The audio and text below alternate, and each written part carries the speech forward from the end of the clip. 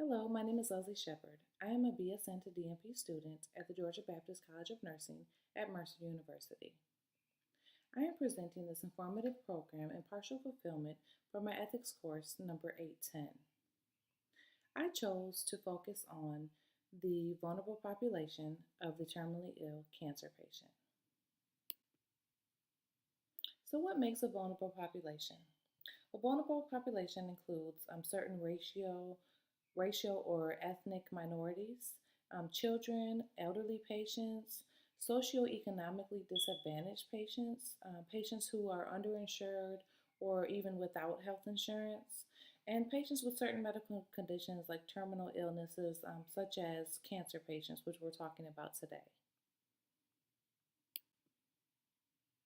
This vulnerable population of the terminally ill cancer patient is not just considered vulnerable due to the current health status, but also many of them face a variety of different health disparities, such as the poor socioeconomic status, underinsured. Many of them don't even have health insurance.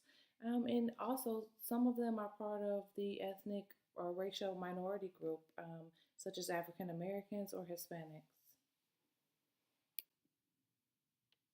Battling for your life against cancer is unfortunately a unique experience in the medical world.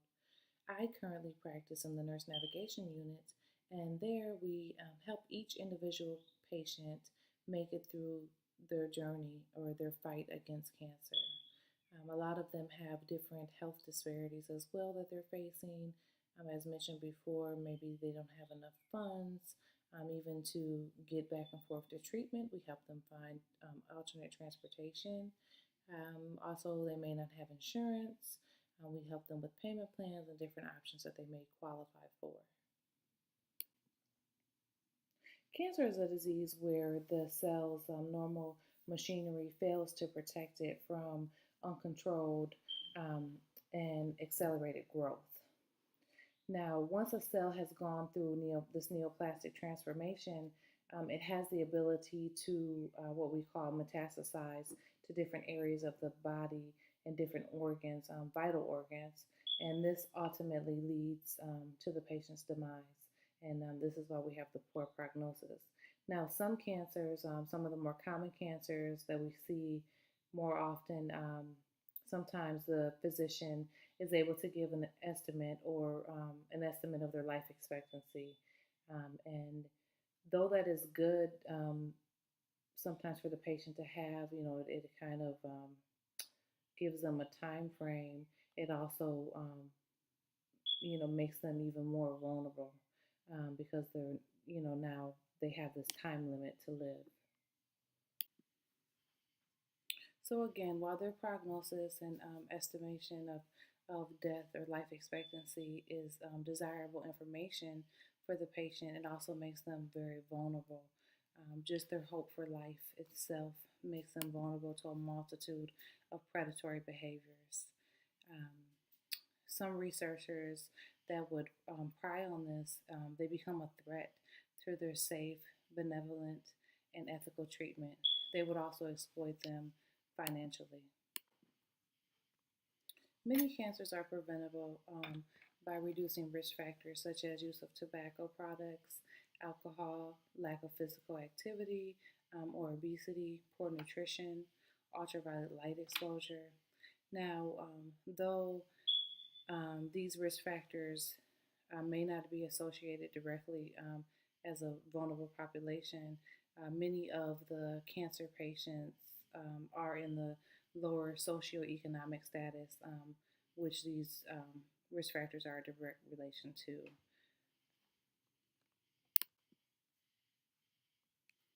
So poverty is one of the largest barriers for this vulnerable population to overcome. It can affect quality of life, their health outcome, access to healthy foods, healthcare insurance coverage, even transportation to and from the doctor or hospital. This poverty also puts them at risk for missing chemotherapy appointments and radiation treatments. It can produce lack of transportation. And unfortunately, we as nurses see this all too frequently in a nurse navigation unit. And this is one of the largest barriers that we try to help them overcome so that they can complete their journey and their fight against cancer. Another health disparity that this population may face is being part of the minority group.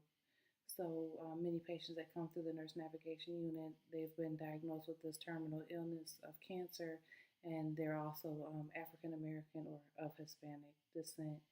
And 33.5% of Hispanics are uninsured, and over 20% of African Americans are also uninsured.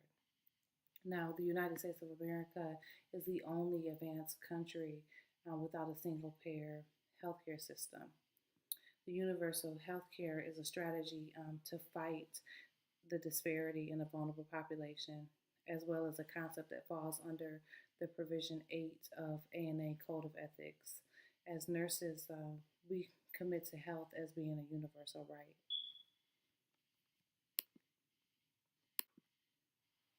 A healthcare such as this, or such as the single payer health system, um, could decrease vulnerability associated with access to quality of care. Unfortunately, there is no cure for cancer. This makes this population vulnerable, making them terminally ill.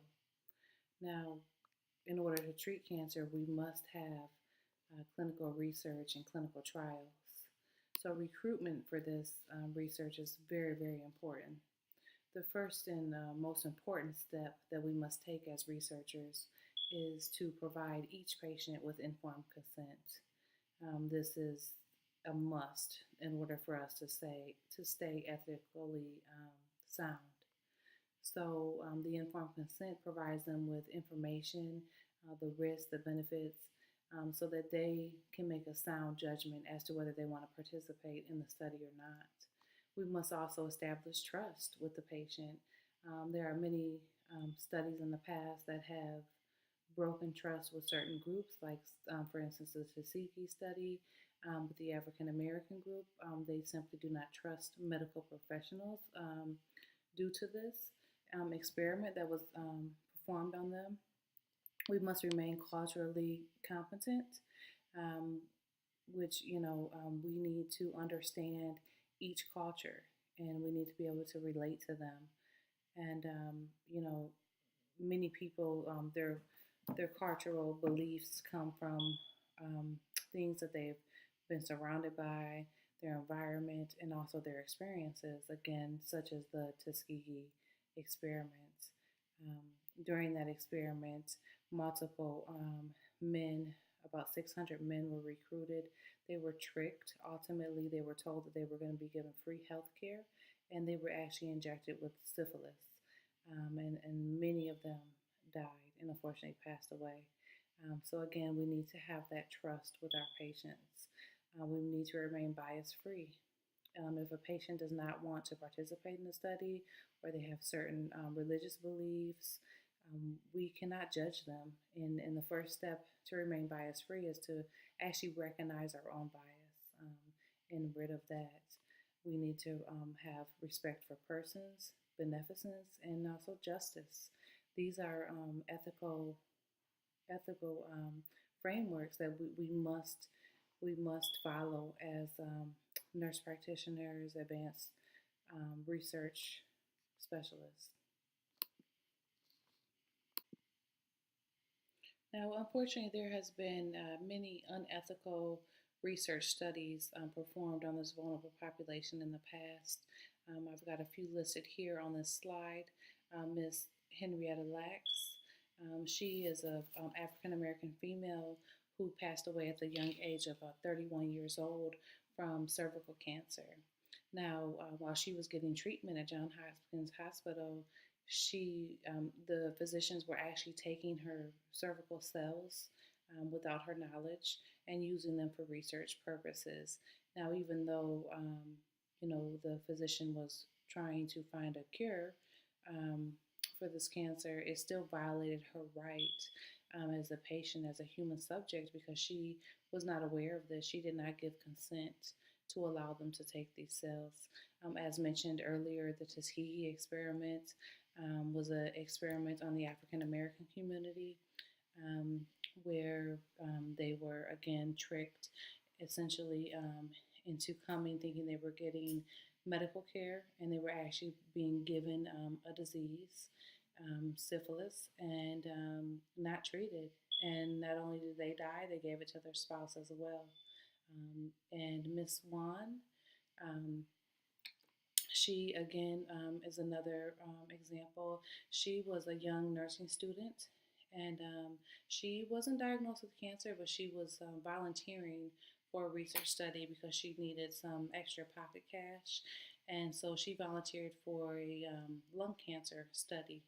Now, during that study, she had to undergo a bronchoscopy and was given lidocaine. A couple days later, she passed away from the lidocaine, and she had actually had a heart attack. Now, she was fully aware of the procedure she was going to have done. However, her rights were also violated um, because of just negligence, pure negligence of the hospital. And that is an unexpected occurrence in that study. But all of these all of these studies were unethical in some way and have paved an unfortunate way for um, to create mistrust with research studies. Due to the unethical and unfortunate research studies that have abused this vulnerable population in the past, there have been many strategies put in place to mitigate these issues and promote the protection of human subjects. One example is the federal regulations, or are the federal regulations that the United States of America has created called the Common Rule. This is to protect against subjects from research abuse. This implements new steps to better protect human subjects involved in the research while also facilitating valuable research and reducing burden, delay, and ambiguity for also the investigators. Another example is the Institutional Review Board, the IRB. This is a unique group because this is their sole reason for existence, to protect human subjects in research. The American Nurses Association, they also provide an outline for the Code of Ethics for guidelines for nurses to provide care. And it's also important to keep in mind that everyone involved in research is responsible for human subjects protection. So, in conclusion, it's paramount that we, as healthcare professionals, it's paramount that we fulfill our ethical and moral obligations to our patients. When we are conducting research with this vulnerable population of cancer patients, this population is facing end of life decisions and um, end of life coping mechanisms that they're going through. So, immediate relief of symptoms becomes the utmost importance, and the desire to live takes precedent over reasonable potential toxicity. And so, this is something that we need to remain ethically sound with. We need to be sure that we do not take advantage of these desperate desires of our patients, and we never need to risk their quality of life. This is something that we need to always keep in mind. It's very paramount that we follow all of the nursing code of ethics and remain ethically sound to treat our patients.